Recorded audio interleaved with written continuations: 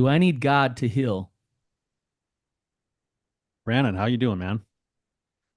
It's funny. I just kind of woke up in a little bit of a pissy mood. I don't, What's what's going on? I don't know. I had a great day yesterday.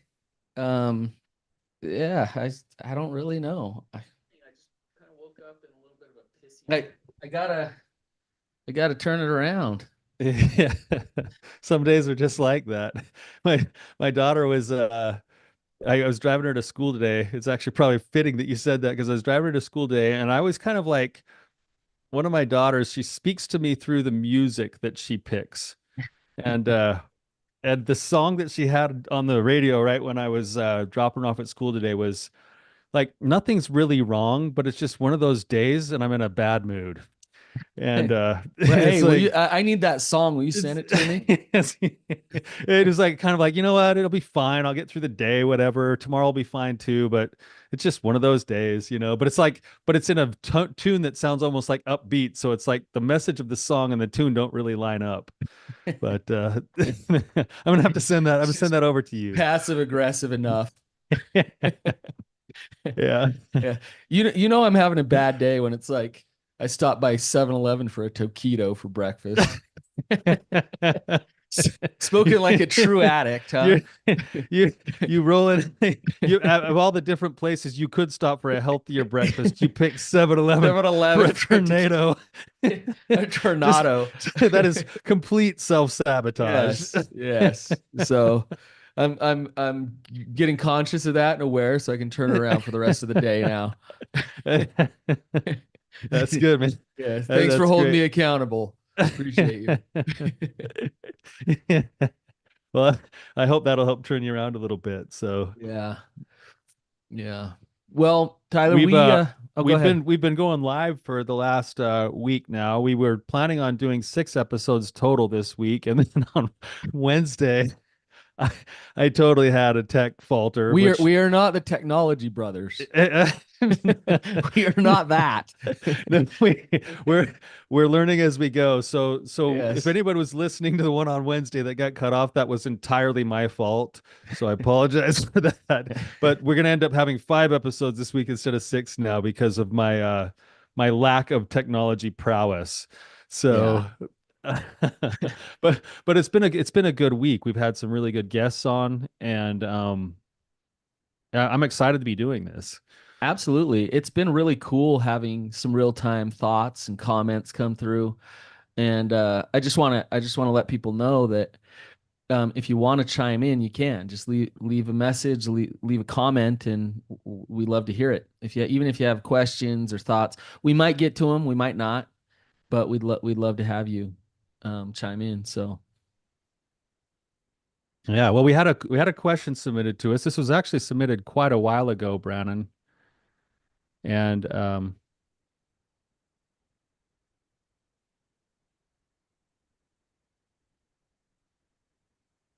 you got it? yeah, I lost your sound for just a second there, but basically you want me to introduce the question, is that right? Yeah. Okay. So, uh all right. So this came quite a while ago, but it's actually a really good question and probably a good topic to talk about. So it says, first off, I want to thank you both for your content. It has been immensely helpful to me on my journey, and I'll forever be grateful for your support, even though we've never met in person. So, first of all, thank you. We appreciate that and glad that it's helpful to you. It says, I listened to a recent podcast where you talked about sustained recovery, and it surfaced an emotion and question that I've had at various times as I've listened to your podcasts. My question: what does a completely godless recovery look like? In your content, I feel like I pick up on a message that suggests recovery is dependent on a relationship with God. I grew up very LDS and I'm 4 years into transitioning my faith. And frankly, I'm currently in a spot where I hate all things God. I know it sounds harsh, but that's where I'm at. So the question is, what are our thoughts a on whether or not you can find success in recovery and healing without God? Yeah, I think, Tyler, for you and I think the first thing we got to do is check ourselves because we obviously have one perspective here. We both believe in God, we've always believed in God, and so it's a quick knee jerk reaction to that question to say, you know what, just figure out your relationship with God because you need God, right? Well, yeah, and well, the truth is that I mean, it's we just for those who are listening, we don't shy away from the fact that we have Christian underpinnings to what we do. Yeah, Right. obviously. Yeah, So our answers are going to come from the perspective that we see ourselves as, we don't shy away from the fact that we're Christian, and we also don't shy away from the fact that we believe in a spiritual wrestle for healing, for growth, and for recovery. But we can definitely have a discussion about this because I think it is something that a lot of people run into. It is a constant wrestle for a lot of people to constantly be thinking about spiritual things. And yeah. so, yeah, I think this will be a great topic. I think that the answer I give here might be a lot different than what he might expect. You just said it, Tyler. I I look at healing, or recovery or whatever it is, life, um, as a journey, and it's a part of a process that we're in. And if it's a process and a journey, then the outcome isn't as important as the wrestle. Um, and so if you are actively wrestling, and maybe we can break down what that means. If you're actively wrestling, searching and seeking truth, then you are in a state of recovery. You are in notice it's recovery. It means it's ongoing. And you might go through a phase of this whole journey where you're angry at God, or where you don't believe in God, or whatever. Like, you might go through a phase in that wrestle where that's where you land. And that might be an indicator that you are moving in your journey. That might not be a bad thing, right, Tyler? We uh we live in a world, Brandon, where so many of our clients have as a co-occurring journey, they have a spiritual transition happening at the same time that they're trying to overcome an addiction or trauma or something else. And for many of our clients, they have lived their life, including their faith and their spirituality, in a certain way. And and sometimes the way that they've been living or believing their spiritual beliefs have actually been contributors to the continued trap of staying stuck in their addictions. We got to describe that a little bit, because yes, this is true. So, so if you want to Well, jump in and help describe it, Brandon, go ahead. yeah, I mean, let's get into the weeds of it just a little bit. If let's say I'm a part of a religion, or I'm born into just a system that's already in place, and as part of that system, there's elements of force and control. There's elements of high rigidity, um, and a lot of messaging around shoulds and shame. uh, of like the box that you should fit in, and who you should be, and how it should be, and so you're constantly trying to either live up to that, or comparing yourself to that standard, and constantly feeling like you'll never live up to that. Um, and so it starts to break down a belief in self, and knowing who you really are, your worth. You believe you're broken, unlovable, not okay as you are. You start to hide. Secrecy comes more. You start to feel like God doesn't love you. God is distanced from you, and you turn to things in order to feel okay. You turn to sex, drugs, food, whatever, in order to get a sense of okayness, because you feel so horrible otherwise.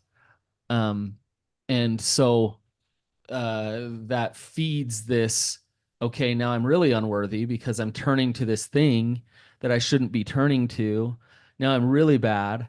I'll never get to be in good graces with God again. I'll never be able to earn it because now I'm trapped with this addiction, and it leads to this hopeless feeling and a continual numbing out. Did I do a good job, Tyler? Yeah, no, that's a great, perfect example of that. And so basically, but this is something we don't pause to think about sometimes because it's so automatically ingrained to us because it's what we've always done, it's what we've always believed, right? Right.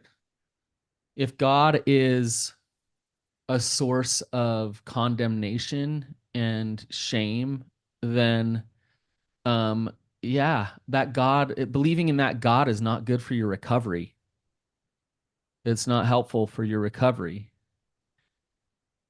Right. So that's kind of the imagery that I use, and I've used, and I'll just kind of share this as, share part of my own wrestle with these examples. No, I don't want my wrestle to be the thing that's like that's the way to do it as much as it's like here's an example of the principles that I see, right? So for me personally, we were raised in a certain way with a certain set of beliefs, and inside of that religion that we were raised in, I formulated certain beliefs about the nature of God.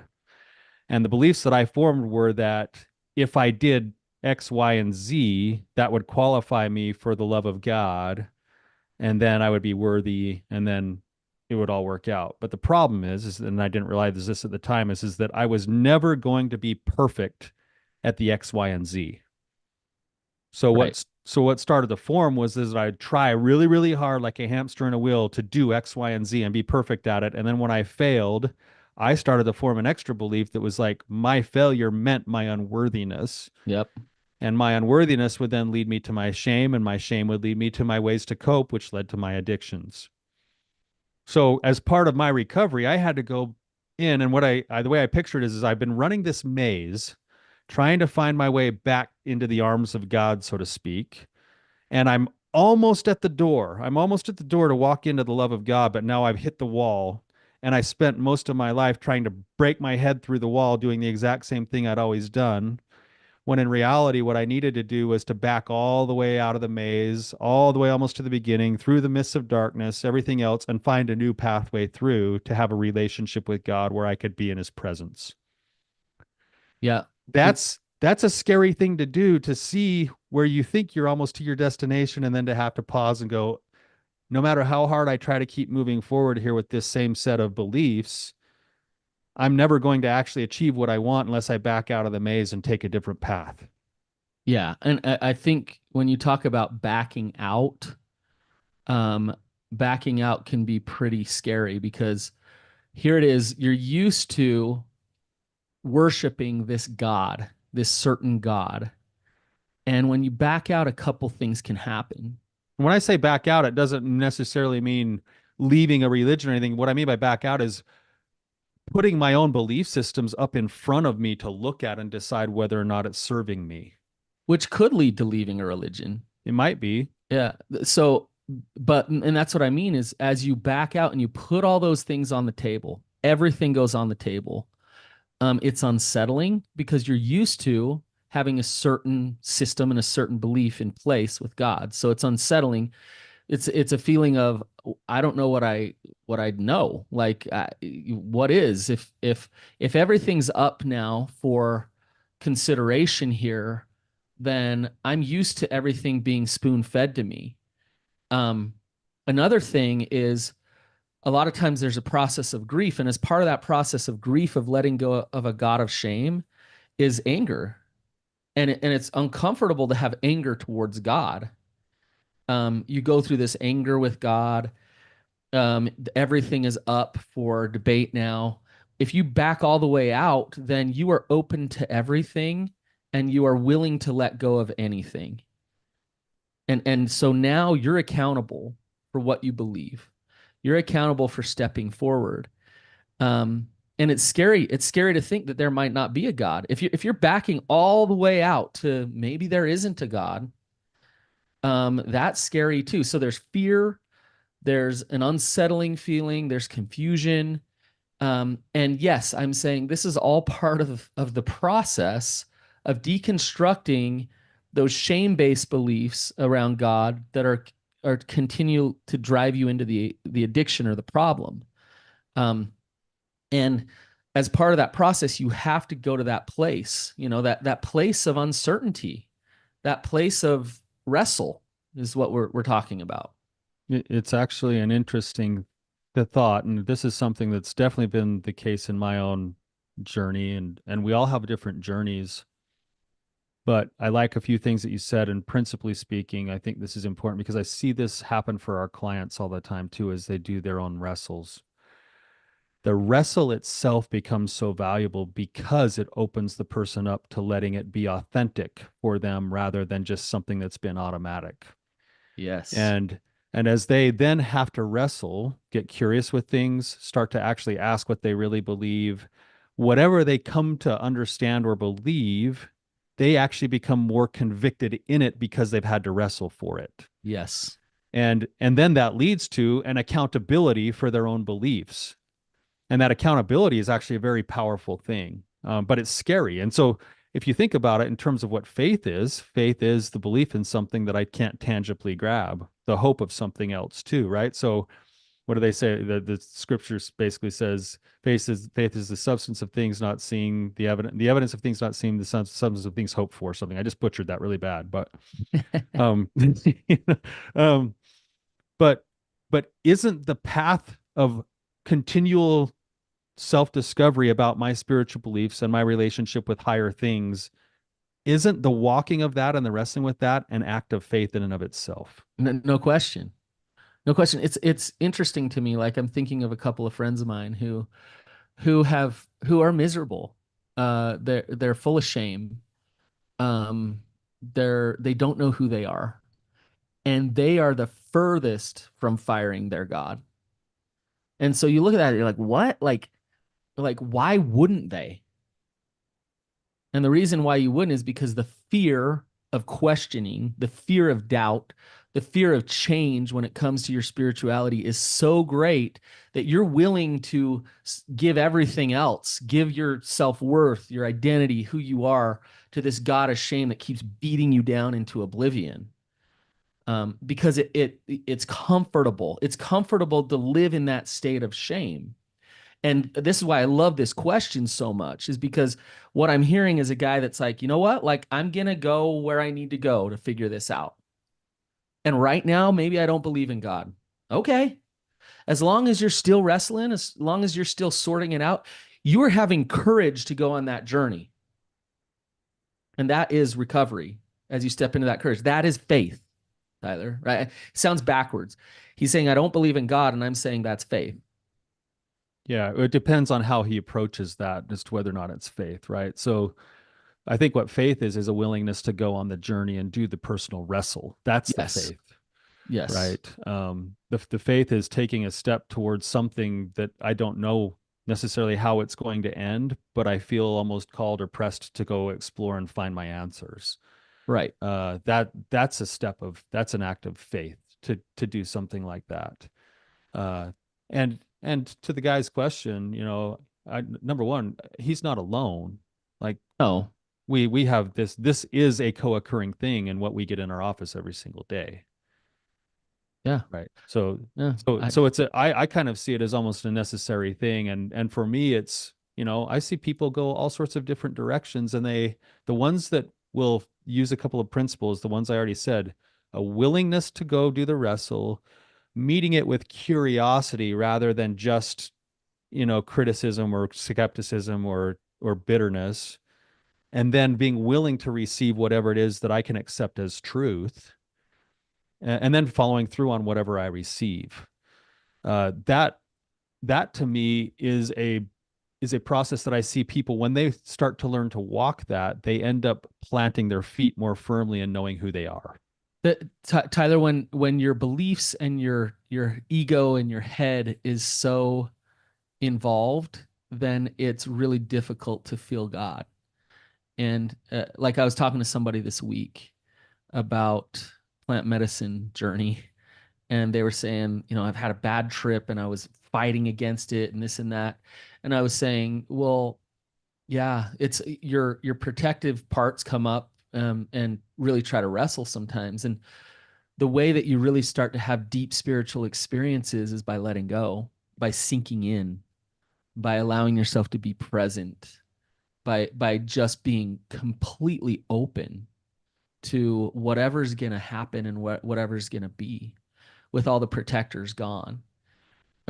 which we're designed to not do that. We have constructs inside of us, egos inside of us that say, you got to protect, you got to protect, you got to protect.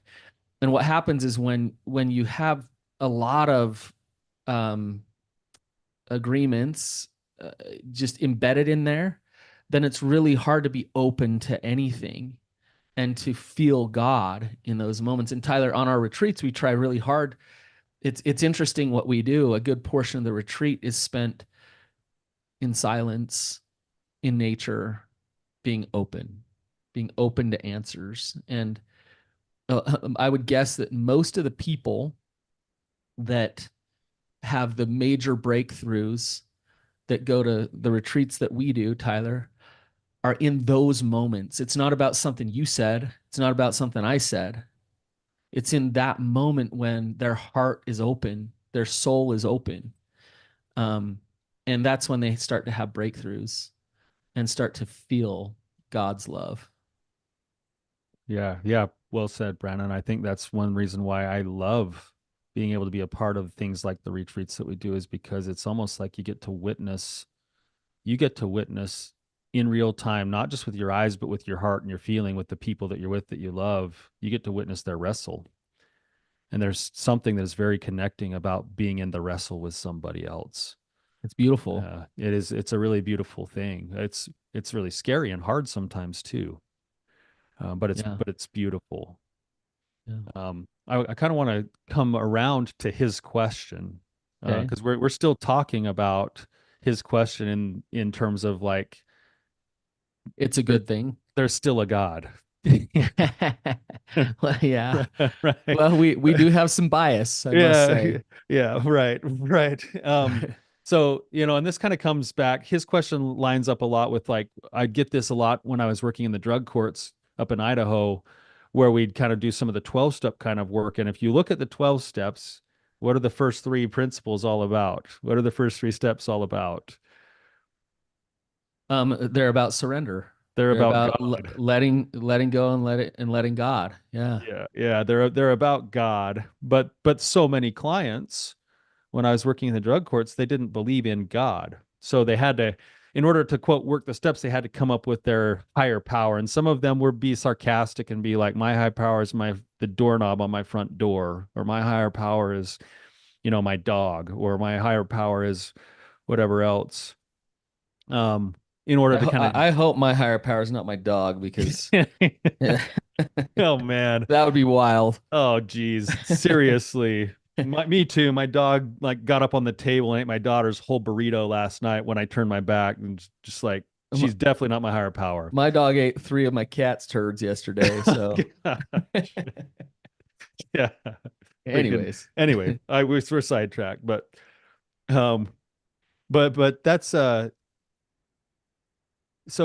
so that's where I think some people then get frustrated because they're like, but I don't really believe in God. But now I'm in a program here that says I have to work these first three steps that are all about acceptance and surrender of something bigger than myself. And, other people will find without having to believe in a God, they'll find something bigger than themselves that is still worth pursuing. A set of inviolable principles, Buddhism would be an example of that, or a set of values, or a life purpose, or something else that is bigger than themselves that allows them to then move forward with the steps that they're trying to work inside of, say, something like the 12 steps.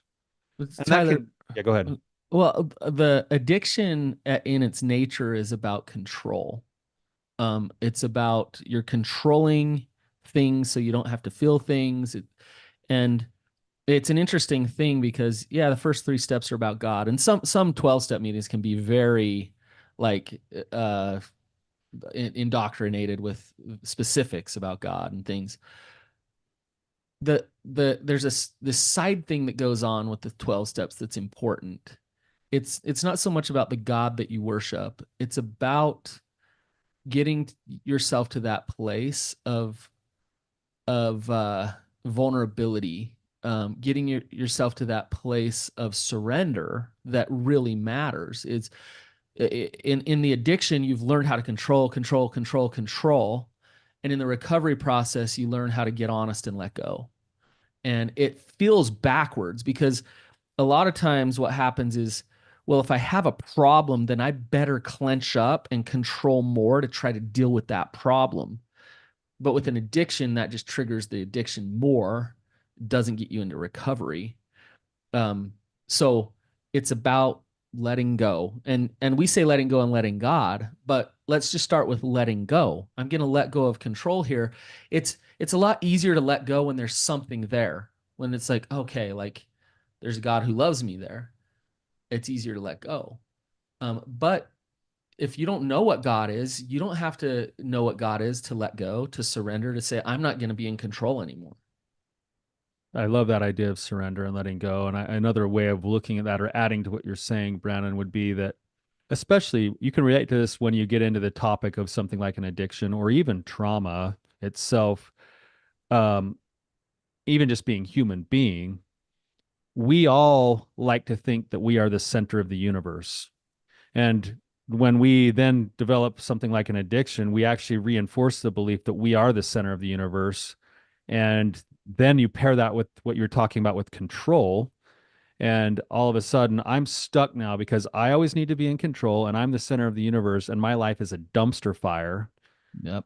And where am I going to go with that? Because if I'm the center of the universe and I have to be in control all the time, but I'm not, I don't know how to make it work anymore, I'm in big trouble unless there is something or somebody or something else bigger that I can surrender things to. Yeah. Because the way that I do it by myself has yielded not great results. Right. And I am ultimately utterly hosed, and even if you don't believe in God, you want the definition of hell, be in that position where you're the center of the universe with an addiction. Yeah. And with nothing to surrender You are to. you are literally damned in terms of your ability to progress or move. Yep. Yep. So so that's something to think about, that there needs to be a place for surrender. There has to. Yeah. Um, Another thought that I'm having, Brandon, and maybe you can push on this a little bit or think about it for a minute, but I have this thought a lot, is that whether we like to admit it or not, we're kind of, as human beings, we're kind of queued up to worship. Um, we can choose what we want to worship. Sometimes we automatically worship, and we've been talking about religious worship, but we go through our world, and everybody listening could probably start thinking about this, like, what do you actually worship? I'm thinking of the country song "Worship What I Hate" by Lady Antebellum. Talks about worshiping beauty, worshiping power, worshiping money, worshiping fitting in with people, worshiping, like, whatever we're putting our hearts towards and onto is the thing that we're then going to pursue. And it would be a worthy exercise for this question to ask, what are you actually worshiping? Because right. if there is no God, what are you making your God? Maybe you're Right. not. Maybe there is nothing you're making your God, but it's a worthy question to ask. Where am I putting my emotional, mental, heart resources towards? And could it be seen as a form of worship? Where do I try to find worth, value, and love? That too. Yeah, and then the simple fact is that if you worship power, you will never feel strong enough. If you worship money, you will never have enough of it. If you worship beauty, you will die 1,000 times before they actually plant you in the ground, Yep. because you won't be beautiful enough. And and so maybe there is something to the idea that there might be a good reason to worship something bigger than self or any of those things, because it could possibly yield a better outcome or result in your life. You know what a lot of people are worshiping these days? Pickleball. Hey, I It's love like a their good game of value, their pickleball. worth, it's their time, it's their I love pickleball too. Yeah, Yeah. but I mean, you're saying that kind of tongue in cheek, but in a certain No, I mean sense. it could be golf, it could be your business, your job, your like I am going there, that's where I get my value, that's what I do, that's where I yeah, it could be money like you say. It can be all kinds of things. And I think, we talk about evaluating um worshiping a God that creates shame in your life, but maybe I like your point, Tyler. take a step all the way out and say, Gall, am I worshiping that taquito from 7-Eleven this morning? Maybe a little too much. Yeah. Do you know what I mean? Like, what, what is taking too much of my life and my okayness from me? I think that's an important question to ask. And what are the outcomes of whatever I'm choosing to worship? Yeah, And that's the same thing with this whole discussion we just had about a God. I spent most of my life worshiping a God who is transactional and punitive, and in my wrestle, I'm currently worshiping a God that feels like I am loved by a higher power no matter what I do, but because I feel that love, I choose to do certain things that I also chose to do when I was feeling compelled to do it. But now I do it with a heart that wants to and desires it rather than a heart that felt compelled. yeah, Um, but the outcome is like, okay, so what's the outcome? What's the outcome of living for me with a God who loves me no matter what? Well, it gives me opportunity to grow. It lets me take risks. It lets me live with passion. And when I feel love, I have a desire to do certain things that also lead me to take better care of myself.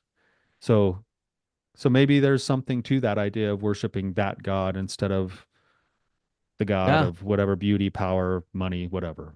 yeah, yeah. It's an interesting discussion that we're having, Tyler, because I think on one hand, we almost want to say how much we know that God loves us and how important God is to us. In fact, I do want to say that. On the other hand, um, I, I, for one, am trying really hard not to tell this person who asked this question or anybody what they should believe. And it comes back to what you said earlier is it's about the process. It's about the wrestle that really matters. Are you able to step into that faith? That's what really matters. You might find out that God is, a being that's completely different than what Brandon believes. Um, and that's okay, as long as you're wrestling with it. So, Yeah, I think that's true too. Again, we've stated our own biases here, but I think both of us actually, out of necessity of what we do for our work, we really highly value the need for people to step into their own arenas. absolutely. And, I happen to believe certain things in certain ways, but I believe that it's more important for each individual to find and settle on their own individual and authentic faith than it is for me to dictate what they should believe. Yep. Because compulsion never was part of, especially being the kind of believers that we are, compulsion never was part of the plan that we signed up for, according to what we believe, Brandon. The wrestle, choice, individual choice. And that's why I like that you used the word accountability earlier in the episode, because choice leads to accountability, and accountability is the pathway to freedom. So, Yes. um, Yes. so we want to help foster that in the clients that we work with. Yeah. And if you're at a place where you're atheist and don't believe in God, what I would say is that's great. Um, it's interesting. I've seen some atheists start believing in God after they've done some ayahuasca. But any side note on that. Um, but that's okay. It's okay that that's where you're at, and I'm not telling you you shouldn't be there and that you shouldn't be there forever. What I would say is just ask yourself, like, is that belief in sitting in that place with God, is that working for you? Is that bringing you peace? And if it's not, then I would say question it. If it is, then that's where you're at right now, and that's okay. Yep. Well, did we beat the dead horse enough, Brandon? I think so. That was a Yeah. great question. I really appreciate the Yeah, it was a person that submitted that. phenomenal question. Thank you. Thank you to our listeners who support us and submit these questions, who come on the show. We love being able to interact with you. So thank you for being here. And until next time, keep on keeping on.